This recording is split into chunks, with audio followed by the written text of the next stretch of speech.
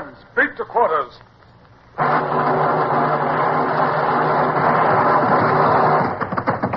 Run out the guns. Stand by the starboard battery. One broadside into her, if you please, Captain Bush. Pointers on target. Linstocks ready. Aye, aye, sir. Ready. Fire!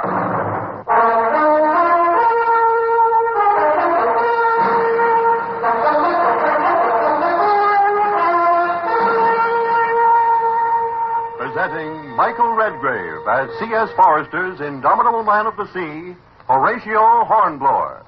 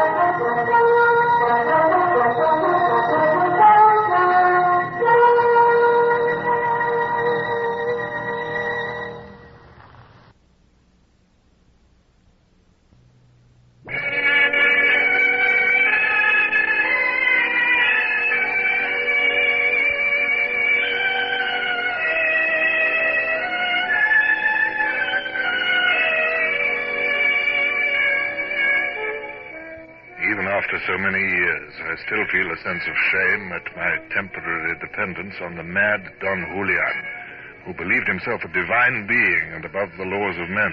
While I waited, I considered my best course of action. There was a chance that the Spanish ship might come in from sea, in which case, with half my crew ashore, I would be in a hopeless case. On the other hand, I had lookouts aloft, and I was frantic to secure stores, lest Don Julian's rebellion should come to a sudden and bloody ending. I respect, Senor Capitan. There are 400 cattle awaiting your orders, Capitan. My men are driving them to the beach. Good. The sugar is ready at El Supremo's mill. With regard to the tobacco, which special kind do you prefer? For some time, we've only been rolling cigars for our own consumption. I was hard put to it to suppress my delight at the mention of cigars. It was 3 months since I'd seen one. My men used Virginia pigtail twist, but that would be unobtainable on this coast. I waved a careless hand. Send as many cigars as will be convenient to you, and, such other tobacco as you have on hand. Si, senor. The coffee, vegetables, and eggs will be easy. But, with regard to the bread, Your Excellency will forgive me, but in this country we have only maize. There is a little wheat grown in the Tierra Templada, but she rests in the hands of the unenlightened. Would maize flour suffice? This is serious. English sailors are unaccustomed to maize flour. I know, Your Excellency, but I can only obtain wheat flour by fighting for it. And I know that El Supremo would not like me to fight at present. El Supremo will be angry. Very well, I'll agree to use maize flour, but to make up for it, I shall require something else. I want drink for my men. Is there wine here or any ardent spirit? The people on this coast, sir, drink an ardent spirit with which you are perhaps not acquainted. What's that? It is distilled from the waste of the sugar mills from treacle, Your Excellency. Yes, senor. Would that be of any use to you? I shall accept it in lieu of anything better. In fact, of course, my heart was leaping with joy. It would appear a miracle to my officers that I should conjure rum and tobacco from this volcano-ridden coast. Thank you, senor. And shall we begin to slaughter the cattle now? This was a decision I'd been postponing ever since I'd heard of the arrival of the cattle. I tested the sea breeze. It was not nearly so strong as yesterday, and the weaker the breeze, the less chance of the Natividad coming in to interrupt the revictualling. I took the plunge. Very well, senor. We will start now.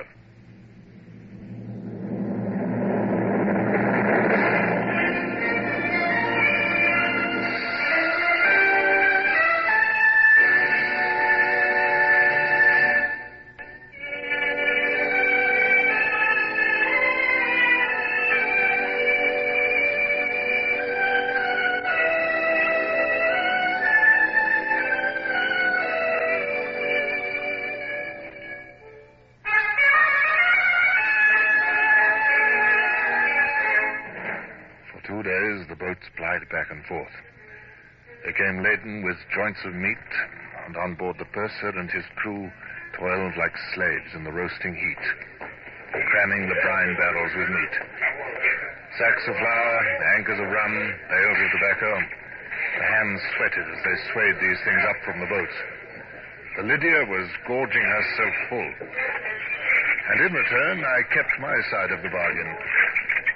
Mr. Bush, you may release the muskets and kegs of powder and shot which we brought for Don Julian. You send it ashore. Hernandez will arrange its transport then. Aye, sir.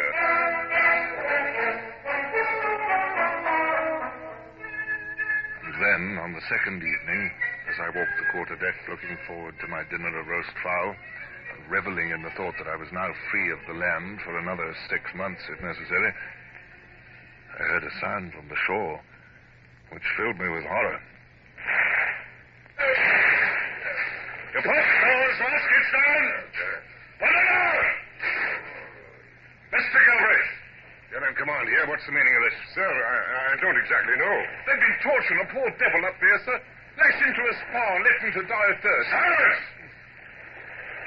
Galbraith, I address you. I don't know how it began, sir. The party came running back from up there. They had Smith with them, wounded. He's dead now. Yeah, if another man speaks without orders, I'll have him in irons. Mr. Galbraith. I saw they were going to attack us, so I had the Marines fire. Oh, did you? I'll speak to you later, Mr. Galbraith. You, Jenkins, you pull. What were you doing up there? You knew the order that no one was to go beyond the creek? Tomorrow morning, I'll show you what orders mean. As I spoke, I heard a horse galloping up. It was Hernandez, riding as fast as he could. As Hernandez slid from his horse, I turned on him. Did El Supremo give orders for this attack on my men? No, Capitan. I think he will not be too pleased with you when I tell him of it. Your men tried to release a man condemned to death. That does not permit your men to kill mine. The inhabitants are angry and discontented. The whole country has been swept to find food for you. The criminal was condemned to death for driving his pigs into the country so that they should not be given to you. It was a delicate situation. I was anxious to be conciliatory if I could do so without angering my men, and I was about to lead Hernandez aside and soften my tone when... A ship is coming! Natividad! Your Excellency, this man has been watched from the mountain. Yes? From there he could see the sails of a ship coming towards the bay. He says he has often seen the Natividad, and is sure it is the same ship. How far off is she? Along menos. He says a long way, 7 leagues or more. She's coming from the direction of Panama. Mr. Galbraith? Sir? Get your men aboard with all expedition. My compliments to Lieutenant Bush and desire him to clear for action and beat hands to quarters. Aye, aye, sir.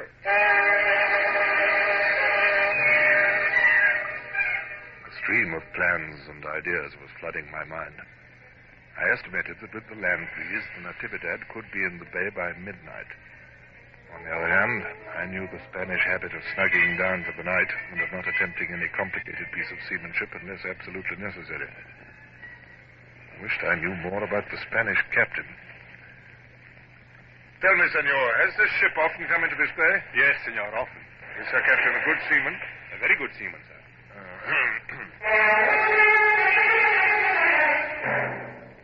A landsman's opinion of seamanship was not worth much, but still, it was an indication. I was still uncertain what to do.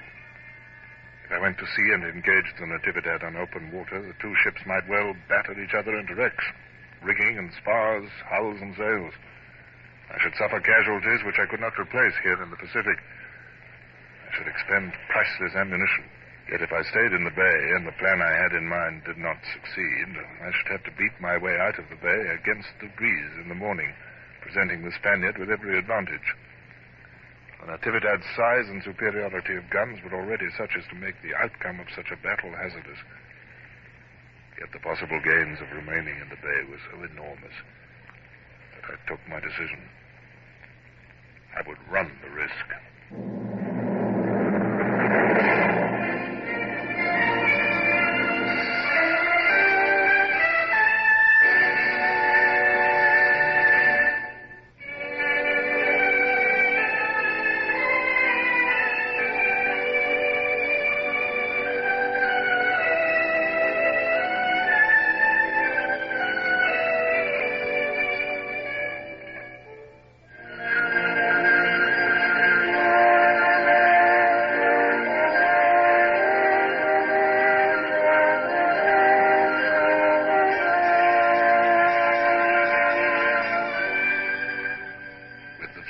puffs of the land breeze, the Lydia glided across the bay like a ghost in the moonlight. I had hoisted no sail, lest a gleam of canvas become visible to the distant ship at sea. The launch and cutter were towing the ship, sounding as they went into the deep water at the foot of the island which marked the entrance of the bay. Manguera Island, it was called. I found myself pacing my tiny cabin, though it would be at least 4 hours before the Natividad could reach the entrance of the bay. I checked myself furiously. I must show the ship that I could face uncertainty with indifference. Follow you. Sir, my compliments to Mr. Bush, and tell him that if he can spare Mr. Galbraith, Mr. Clay, and Mr. Savage from their duties, I'd be glad if they'd sup with me and have a hand of whist.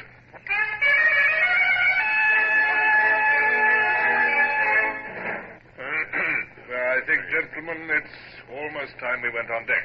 Yes, sir. The rubber would not be over if Mr. Savage had paid attention to the score. At the 8th trick, he should have played his ace of hearts instead of risking the finesse. I grant that the finesse had been successful. Had it been, it would have won him 2 more tricks. But...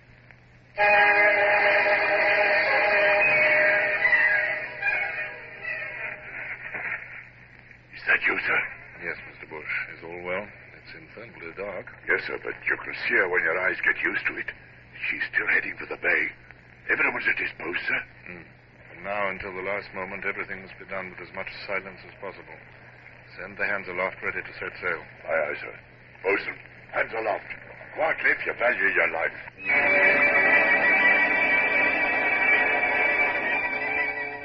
I hurried forward along the gangway, past the forecastle carronades with their crews crouching round them, and swung myself over onto the bowsprit.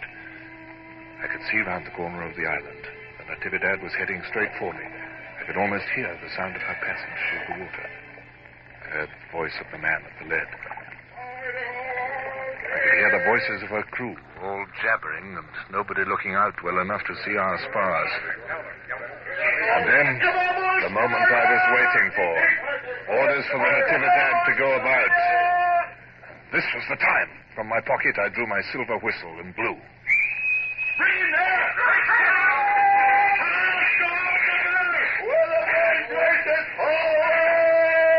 I raced aft again as the Lydia surged forward. Well, steady! Steady it is, sir. Port a little! Port a little, sir. A little more! Right, sir. Port, sir. Hard to starboard! Hard to starboard here, sir. The Natividad had no time to gather way upon her new course before we came leaping out of the blackness and rasped alongside her. Months of drill bore fruit in that moment.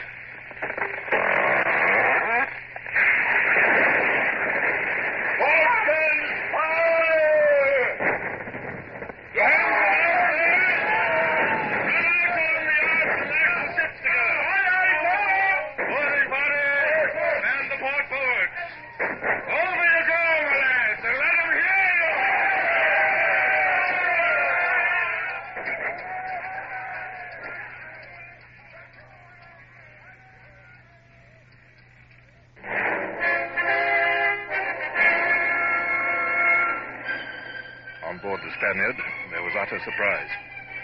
One moment all hands had been engrossed with the work of the ship, with no enemy nearer than 4,000 miles away, seemingly. The next minute, our ship had come crashing out of the darkness. The night had been torn to shreds with the flare of guns. On every hand, men were struck down by hurtling shot. And now, an armed host, yelling like fiends from the pit, poured aboard. The most disciplined crew could hardly have stood the shock. Yet some of the officers were hardy souls. They drew their swords and made a stand.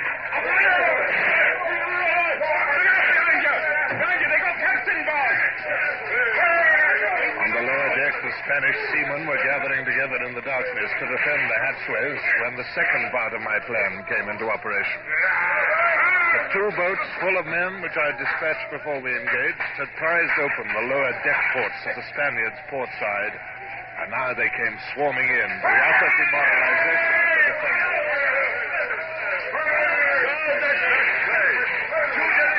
Where's those officers? Senor, lay down your arms. Who is surrender? Order your men to cease fighting. Imposible continuar. El muertos no sin parar. Captain Hornblower, I have accepted surrender in your name. Thank you, Mr. Bush. Bring the officers aboard the Lydia.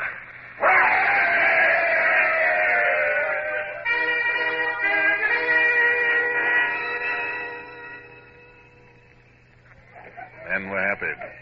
They would each get at least 25 guineas as their share of prize money for the Natividad. They were already spending it in imagination.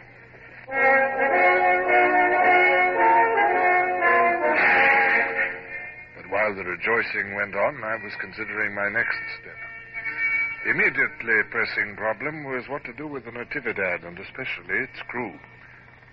I couldn't bear the thought of handing them over to that cold-blooded madman who called himself El Supremo. Although I was pledged to assist him in his rebellion against the Spanish rule, I felt no desire to assist him in mass murder. However, my next move was decided for me by the arrival of Hernandez from the shore. Capitan, El Supremo wishes to see you at once. My boat is waiting.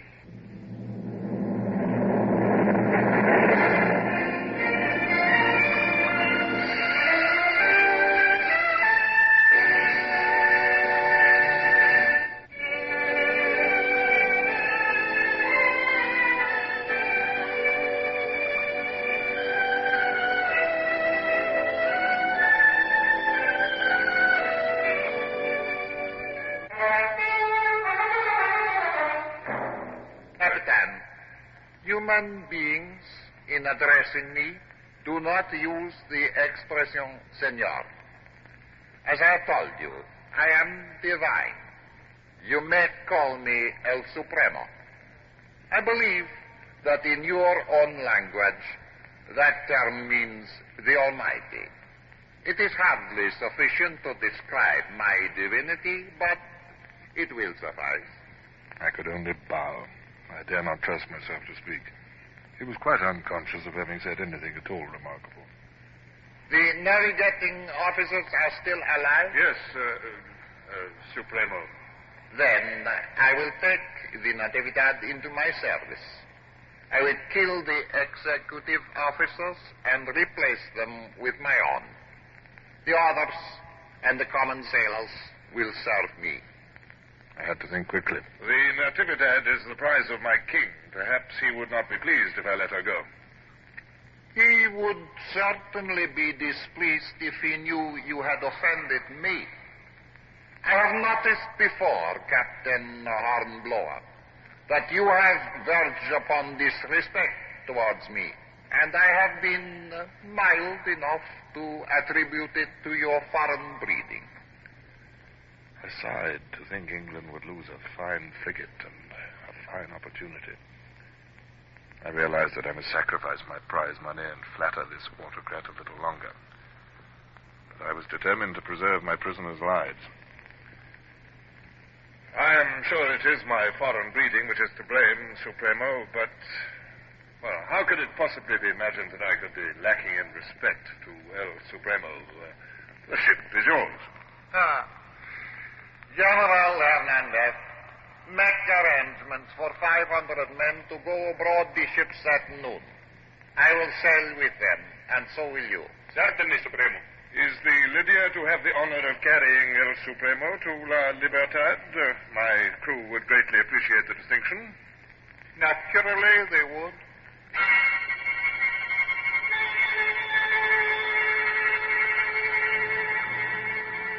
So I left the great Don Julian and hurried back down the mountain.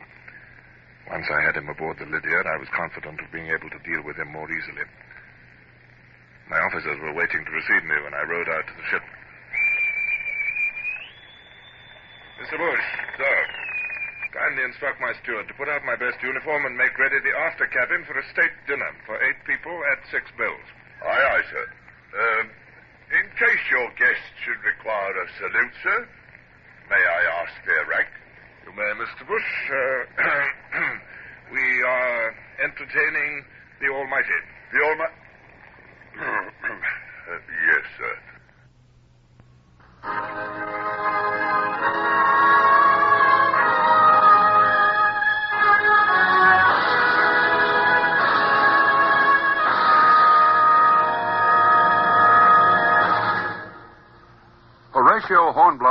starring Michael Redgrave, is based on the novels by C.S. Forrester. Music composed and conducted by Sidney Torch. Produced by Harry Allen Towers.